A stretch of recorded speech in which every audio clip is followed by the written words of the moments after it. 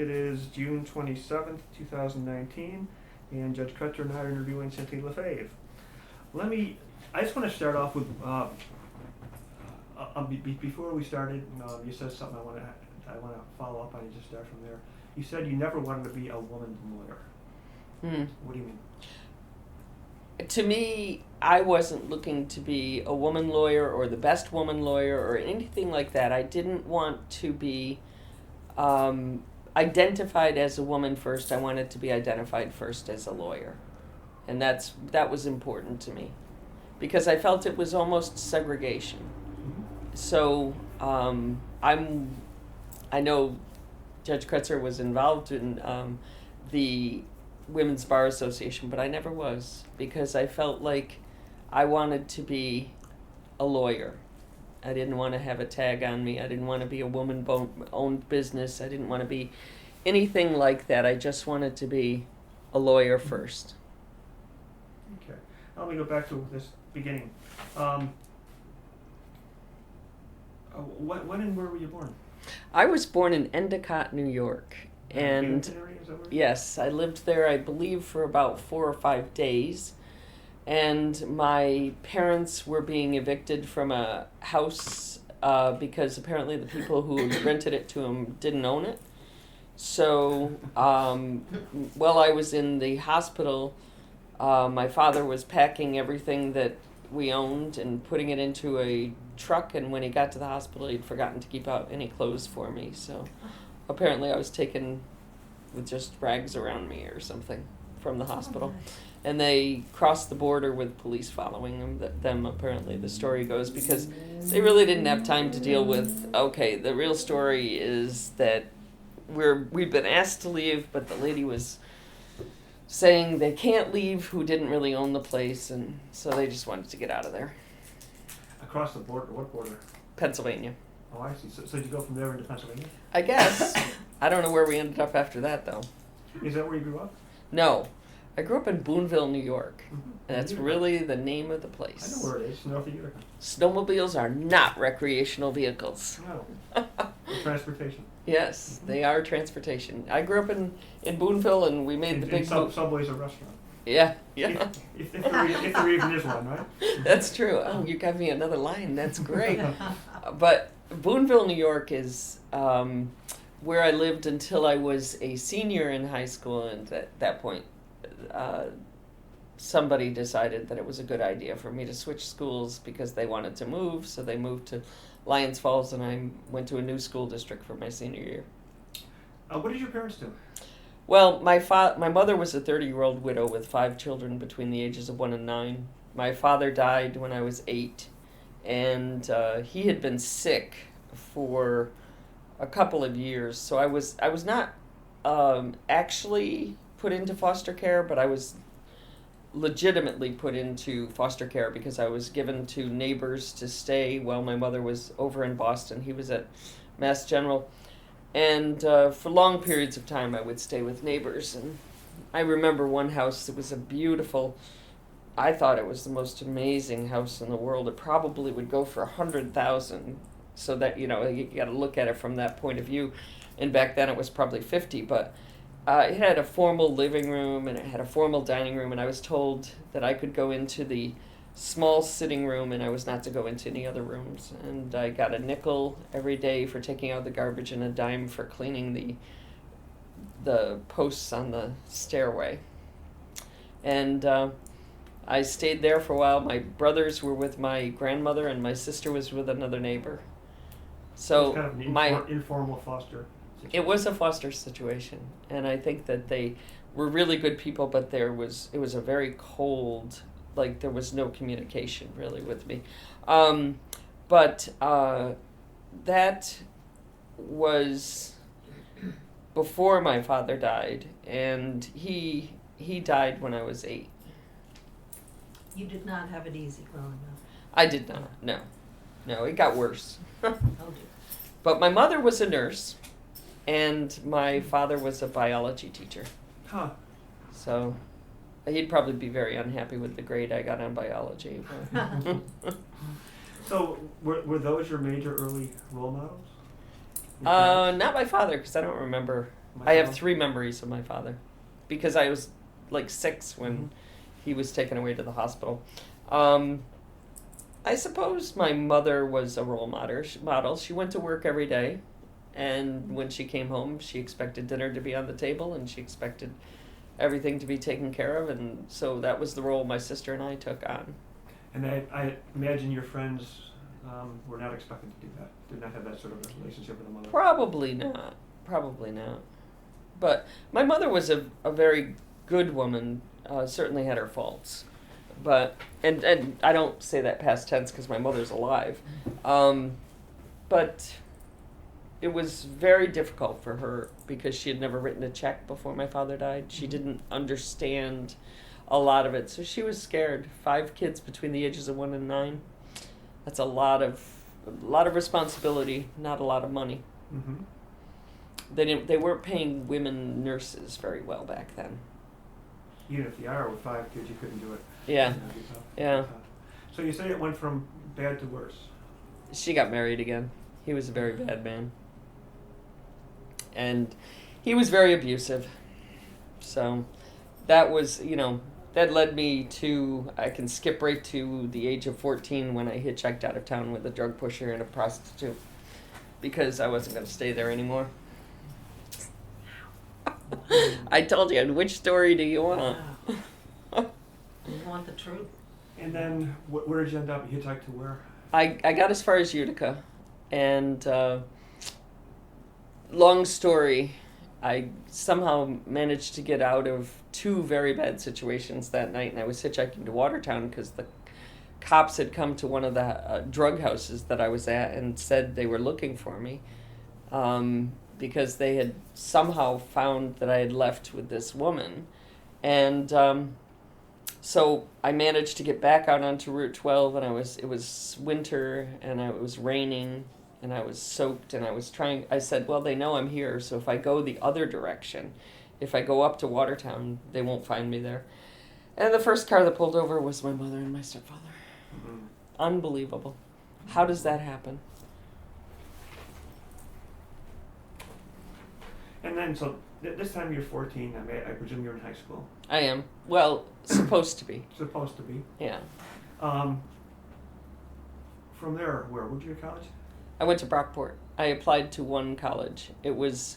To me, it was like, okay, what am I going to do? I'm not staying here anymore. I can't stand it. So I went to Brockport. And to study what? Creative writing. I was working a lot with creative writing. Is that me?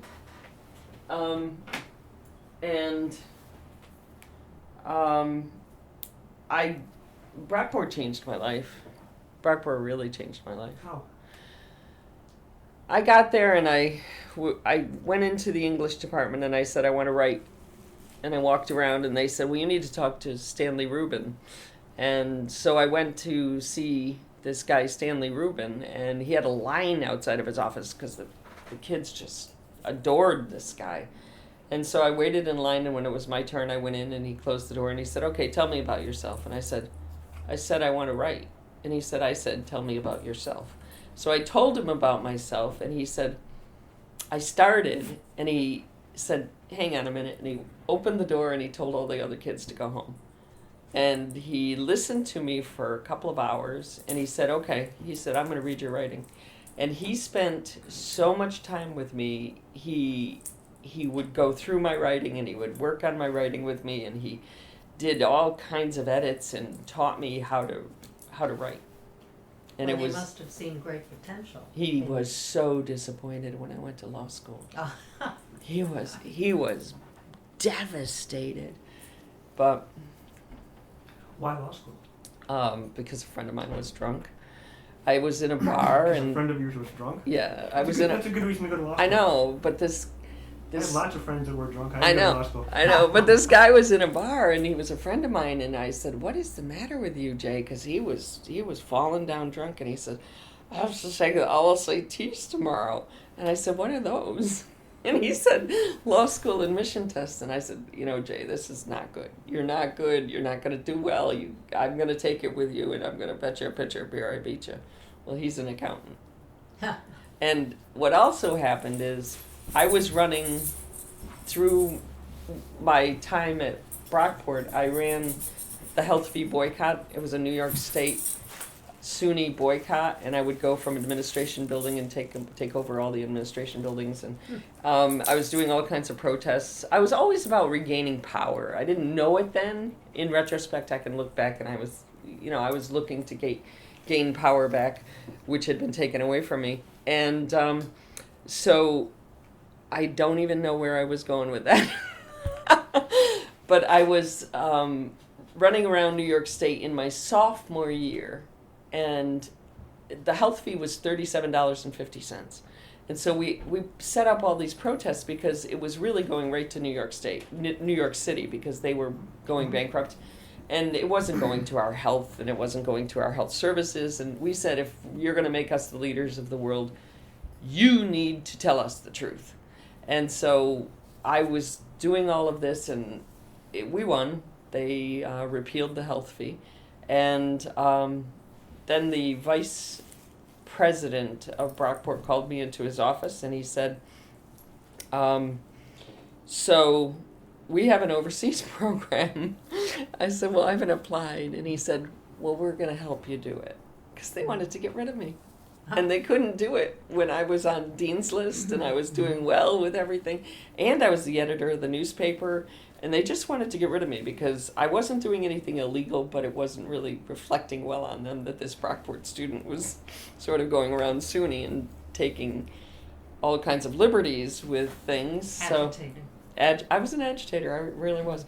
So they sent me over to Nottingham for a year. And then when I came back, it took me 4 days to get elected director of communications. So now I had the TV station, the radio station, the newspaper, the penny saver, and the did I say radio? I had all the media 4 days after I came back, so it didn't do them any good. So then my senior year, the president of the college, Al Smith, calls me into his office, and he said, I've never met anybody who should be a lawyer more than you. He said, and I'm on the board of trustees of Syracuse University, and I've already written the letter. And I said, I'm not going to law school. But then my friend gets drunk. I take the LSATs. I do well on the LSATs. It's, a little seed growing in my head. So I did it. And, I didn't apply to another law school either. I applied to one college and one law school because he wrote a letter. Did you have an idea at that point what type of law you wanted to practice? I wanted to be in a courtroom. I wanted to represent people who couldn't represent themselves, who couldn't take care of themselves. We're getting back to that empowerment thing, aren't we? Yeah. Did you recognize it at the time? No. I don't think so. I know that I've always been really clear that I don't want to represent rich or poor people. I don't want to represent black or white people. I don't want to represent people that have anything specific. I just want to represent people who need me and have real causes and claims. And that was my agitator side, I think, that I just needed to keep fighting for people. Mm-hmm. For the underdog. Yeah. Because you had been the underdog. Yep. Mm-hmm. So you were in law school roughly 1980-ish. I graduated in 81. In 81. 81, okay. Yeah. What was the environment like for first? How many women were in your class? Do you remember? Probably a fair number, but yeah, there was a fair number. I think that women back then were probably expected to go into corporate or family law.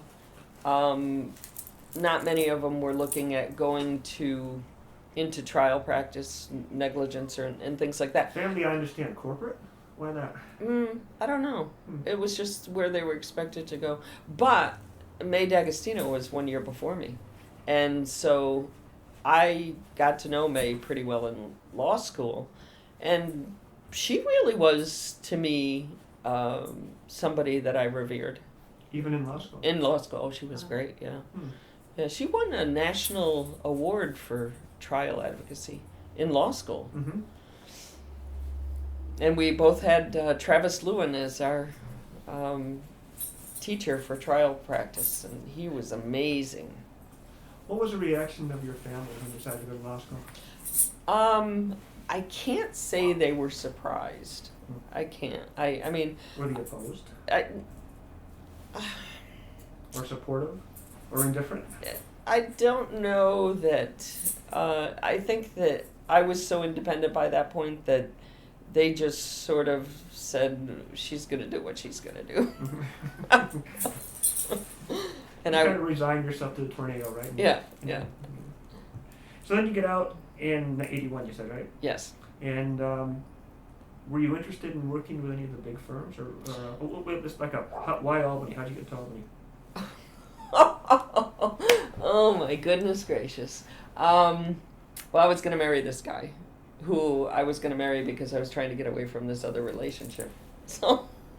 And presumably not the drunk accountant. No, no. So he got a job here, and so I got a hold of May and said, "Hey, I'm gonna move to Albany," because I told him wherever you get a job, I'll get a job, because I had that kind of confidence. I can get a job. It's not a big deal. And so she said, "Oh, send me your resume, and I'll give it to Mr. Jones at Maynard O'Connor and Smith." So I got a job at Maynard O'Connor and Smith. Good start. Doing what? What kind of law? Defense, medical malpractice defense. Mm-hmm. Yeah. Is that all they did? They did negligence defense, but it was all defense. Mm-hmm. Yeah. And I worked for Mr. Murray and Roger Cusick and Mr. Jones. They were my bosses. Mm-hmm. And then how long were you there? 8 months. And why did you leave? Well, let's back up. At Maynard O'Connor and Smith at that time,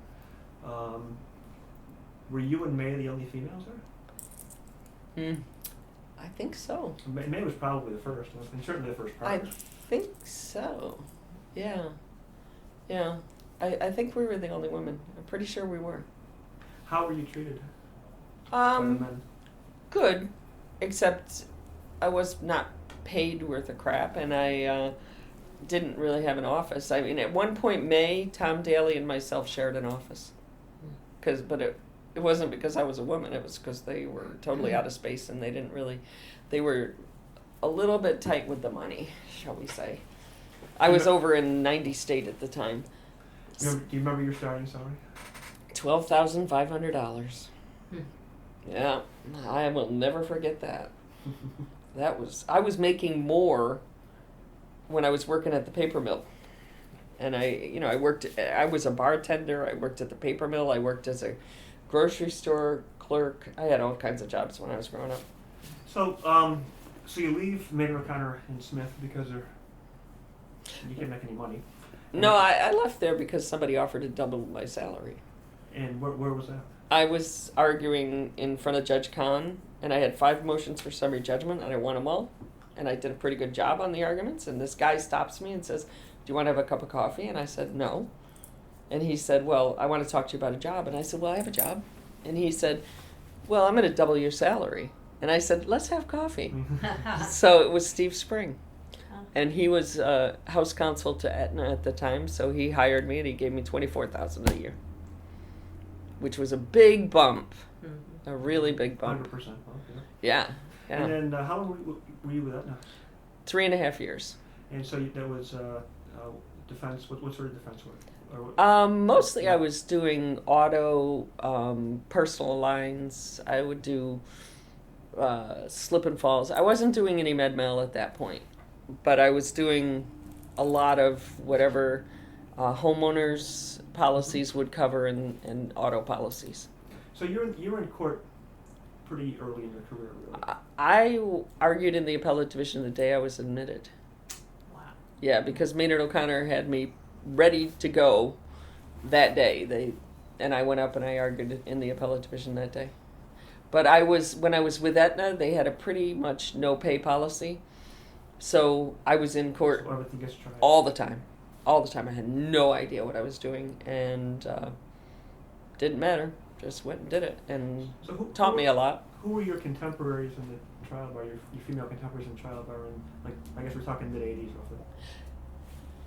Wow, there's a question. I mean, it was May, me, Maureen Bonani. Who else was out there? Well, Susanna Martin, Chris Hummel, and I. We studied for the bar together, And I came from Syracuse, somehow got hooked up with Judicial? those guys. Yeah, yeah, and we studied for the bar together. So there were a lot of women, but they were all in defense firms. And I was too. What do you make of that? Coincidence or something else? No.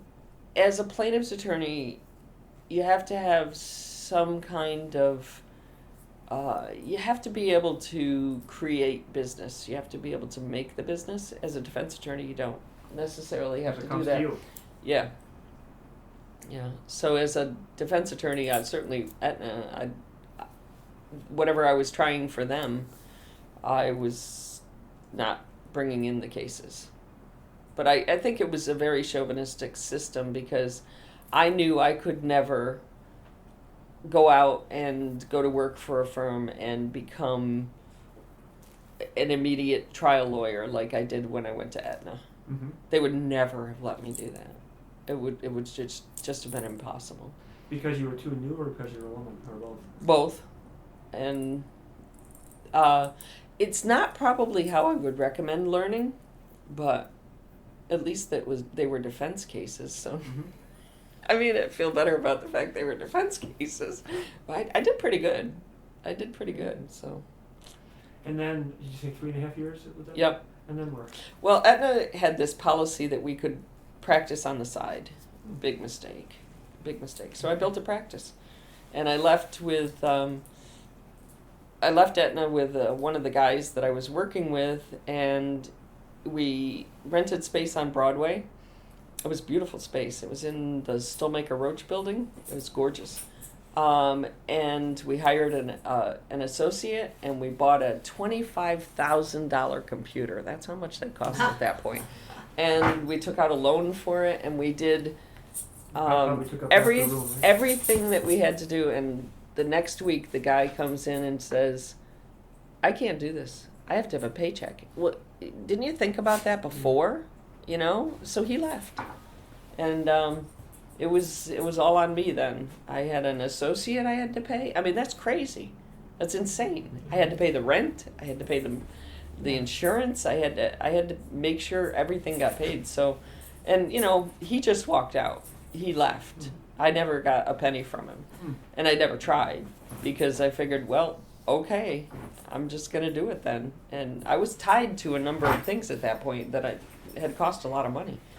So it was a little bit crazy. But you know It what? was very brave, is what it was. Well, but you know what? I just did it. I mean, at that point, what are you going to do? And, you know, I was going into town courts. I was doing night stuff. I was doing matrimonials. I was doing whatever I could get. Anybody that would pay me $1, I was getting the dollars. And I rented out rooms in my house because I had bought a house. I was getting petitions signed, and this guy comes to the door of this one house around the corner from this house I was living in because I have horses, so I was out in the country. And I said, "Can you sign this petition for me? I won't tell you what party." And so I handed him the petition, and he said, I'm not gonna be one of your loyal, you know, party members anymore." I said, "Why?" And I actually said to him, Are you gonna be a Republican?" So I have given it away, but he said no. My partner and I are breaking up, and I said, "What are you gonna do with the house?" And he said, "Well, I'm gonna sell it to you." And I said, "Well, do you mind if I look at it?" And so I walked through it, and the next day he told me he'd sell it to me for $65,000, and I convinced him 60 was a better number. So I bought the house for $60,000. So here I am with a house. I ran for town judge a lot because I needed the salary to make sure my business was going to be able to float. So I had my... How difficult was it to build a practice as a woman lawyer in this town?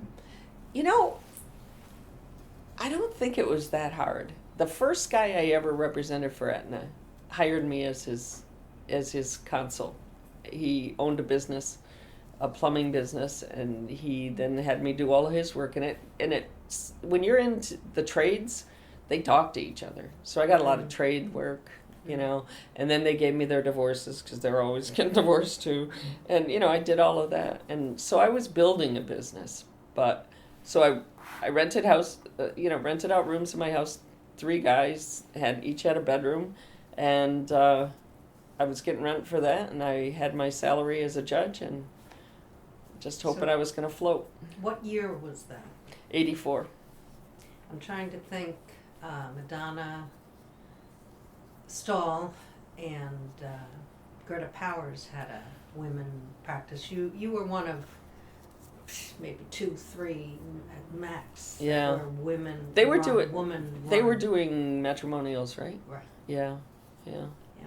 So at this point, are you concentrating on PI work or what? Or I you can I get? wanted to be, but I was doing whatever I could get, Mm-hmm. and I just did whatever I could get. Anybody pay me, I would do what they wanted. I'd learn it, and I really wanted to be doing PI work. So in 1989, I got my first $1 million verdict, and the next day I went back to the office and I said, "We're going to close out all the files except the PI. I'm done. And that from that day forward, I've only done PI work." So you must have been the first woman-owned PI firm in town, right? I'm sure. Yeah. I'm sure. You were. Yeah. No question. Now, how were you treated in court? Were any judges particularly supportive and particularly unsupportive of a woman in the courtroom?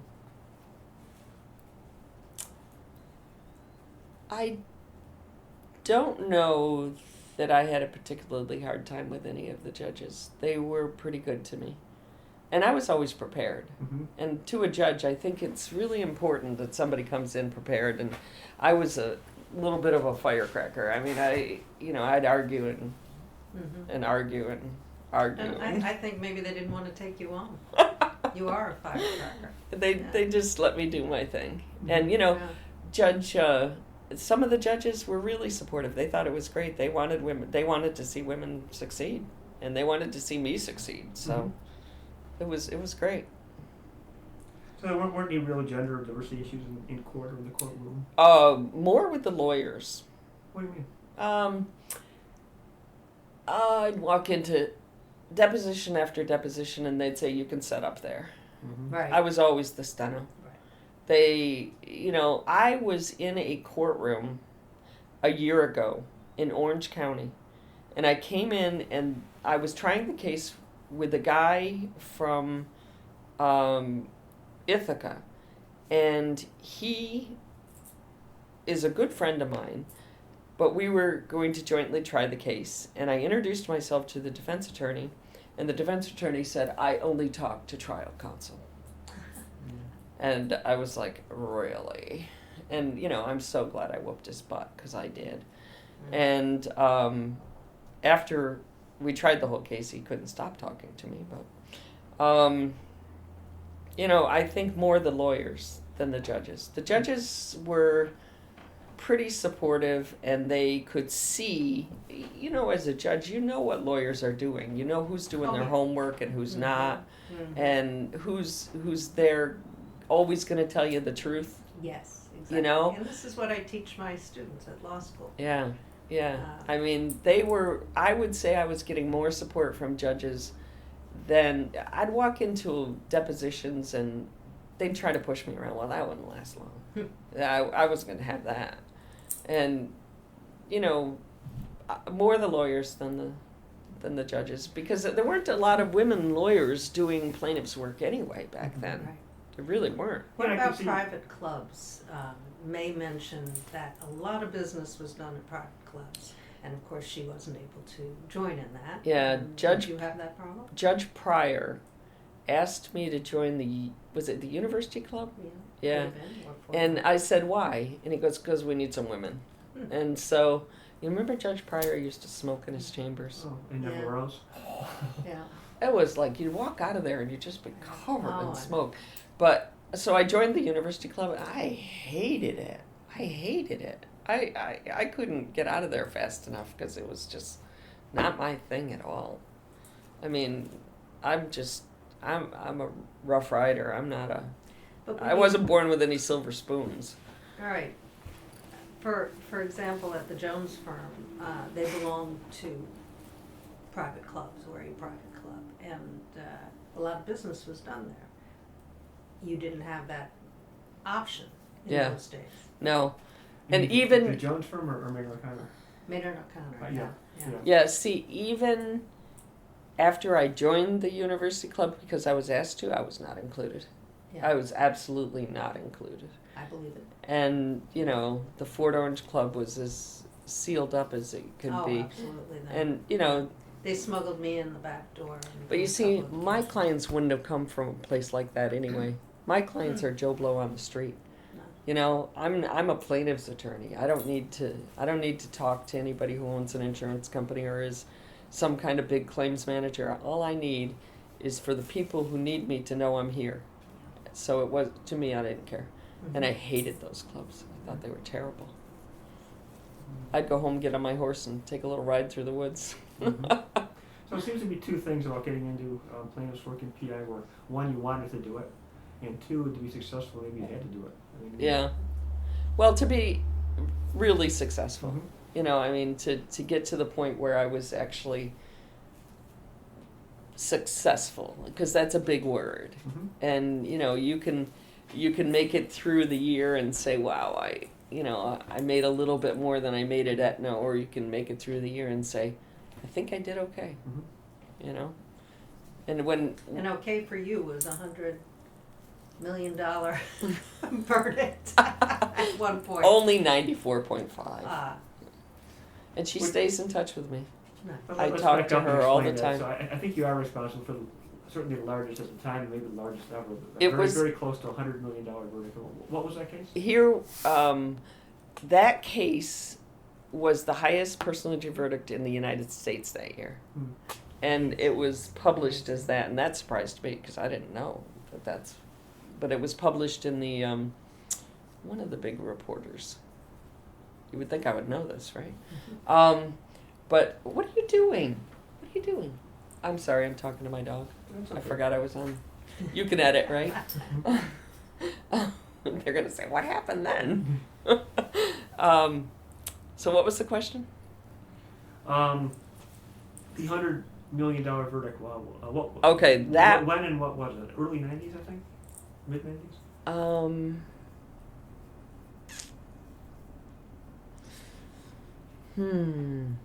Maybe mid 90s, huh? Mm-hmm. I think something like that. I think I have an article out there about it, but you might have. You might have. Yeah. Truthfully, I think you did. Because you wrote a few on me. Yeah. I remember that. When I was elected judge, I think you wrote some too. I don't remember that. Because I was supposedly the youngest lawyer judge in New York State at the Really? time, Oh. because I was I had come out of law school, and I was with Aetna, so I was only like 2 years in practice. So it's and I was I was on the young side of the kids graduating every year. So I was told, and it gained its notoriety, that I was the youngest lawyer judge in New York State. Talk And about not. How old were you? I think I was like 26, 25, 26, something like that. When you graduate from. Chris Hummel was also quite young when he was elected to East Greenbush. He Yeah. was one of Is the that what he youngest. said? Yeah. Yeah, I think he was after me. Yeah. Yeah. But. So anyhow, this $100 million verdict. Yeah, you what's keep the going case? back to that. What's the case? Oh, it's a horrible case. Just in quick nutshell. I Uh, remember what it is. but- yeah, the client was a very powerful woman, and I have undying respect for her, because her father had been raping her since she was about 4 years old. He was a colony cop, and he was constantly abusing her. He would come home and he would take his gun out of his belt, and he would spin it on he built this little, I don't know, shrine to himself, and he'd keep the gun there facing everybody and say, now we're all going to do what Dad says tonight. And he continued to rape her for years, and she came to me and said, I need I need to do this. And I said, well, you can be Jane Doe and nobody will know who you are. And she goes, no, I am going to speak out loud. And when the verdict came in, I told her, you don't have to, the press was all there and everything. And I said, you don't have to go on camera. She goes, oh, I'm going on camera. And she was a very powerful person. And her father, he was always going from state to state because I kept moving the judgment from state to state and taking some of his money. We'd get $50, $100. I didn't care. I was going to make his life miserable, and I just kept following him around, and we just kept getting what we could out of him. So we're back to where this all started, with empowering powerless people. Mm. Right? Yeah, big time. Yep. Mhm. I didn't make any money on that case. I'm not surprised that was not a collectible verdict, but. And you've always been active in the community as well. Albany County Bar Association, State Bar, Academy of Trial Lawyers. I know you've written and lectured a lot. You were the town judge, of course, as you mentioned. You've been very active in the Humane Society. Do you think it's especially important to a woman lawyer to network? I think it's especially important to anyone that life has been good to you to give back. I think it's really important to do that. I do it in a multitude of ways. I was at a throughway stop the other day. There was this very, very sick old man who was wiping the tables, and I could tell that he was coughing, and he just didn't look very good. And I literally handed him a $100 bill and said, a guy like you working in this kind of condition, you should have a tip. And I thought he was going to cry because it was obvious he needed the money really bad. And, I think you have to give back. And whether that's supporting a party in politics, or whether that's supporting the animals at the Humane Society, or whether that's supporting young lawyers as they're learning to be lawyers, you have to do it. It isn't right not to, because if life's been good to you, you need to pass that on. Yeah. That's really important to do. Has the environment and the climate changed for women since you began practicing? Yes. Was there a turning point, or just kind of evolutionary? There are a lot of very, very powerful, very, very good female lawyers out there now. I don't think when I started and when you started, I don't think there were. I don't think that they had managed to climb out. No. And Not up here, certainly. no, there weren't. no. And now look at it. Nor were there I go any into judges. I would Women always judges. go into depositions, and it would always be me and the guys, me and the guys, me and the guys. Now, it's all women. Right? I walk in, and it's women, women, women. And the climate has changed because there's very clearly respect for anybody who is doing a really good job. And I think that the gender thing has become something in the back seat. It's not up front anymore. It's not, wow, she's a great female lawyer, It's she knows what she's doing. And that's a big deal. It's a big deal because it was always harder as a woman. It was always harder as a woman. But you had to ignore it, because if you didn't, you're doing a disservice to yourself. So when they said I could set up, I'd say, oh, I will. And it still happens. It still happens. They say, you want to set up there? And I'm like, you got to be kidding me. And it's certainly not around here, because everybody here. I can't imagine. They Everybody, all know you. Everybody knows me. But, if I go, I was covering 26 counties, and now I think I'm covering more than that. So if I go someplace where people don't know me, and I walk in and they do something like that, I just know they may have a little moment before they realize that I'm not the stenographer, but they're going to realize it. Mm-hmm. Mm-hmm. And I'm not downplaying court reporters. I think that's one of the hardest jobs you can have. That is an especially if you're doing me, because I talk too fast.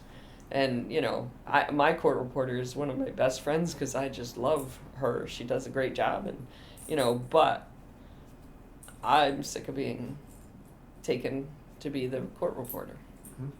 I can also see the other side of it, particularly at a certain era where 18 out of 20 times a woman who's in there is a court reporter. Mhm. So it would be the expected thing. I imagine that sometimes it was meant to be demeaning, other times it was probably just an honest mistake. Yeah, yeah. Now, are there any special challenges to a woman in balancing both career and personal family life? Well, I have 2 children, and they are my heart and soul. They are my babies, my best buddies, my everything. And when I had my daughter, she was born in 1988, and it was a crash C-section. And I very reasonably was back at work within 3.5 weeks. My son was only an emergency C-section, which is a step down, and I got to work within 2.5 weeks. But I would take my kids to work with me. It's like I take my dogs to work with me. I would have my babies there, and then I had the world's absolute best nanny. She didn't live with us, which was great. I got to be a mom. I got to take it, because I was a single mom for a long time. I got to take really the best of all of it, because I had a nanny who was so beautifully great with my kids, and she'd take care of them during the day, and then I'd be able to be mom at night, and it was great. And my kids are great. So what do you want the coming generations to know about what it was like back in the day, and what their obligations are going forward? The world is a changing place, and all of us are given the opportunity to make those changes good or bad. And you have to take on that responsibility, especially if you're going to do things that are going to affect other people. So what they need to know is, don't ever be stuck in the status quo. Realize that you can change the world, and do it. Just do it.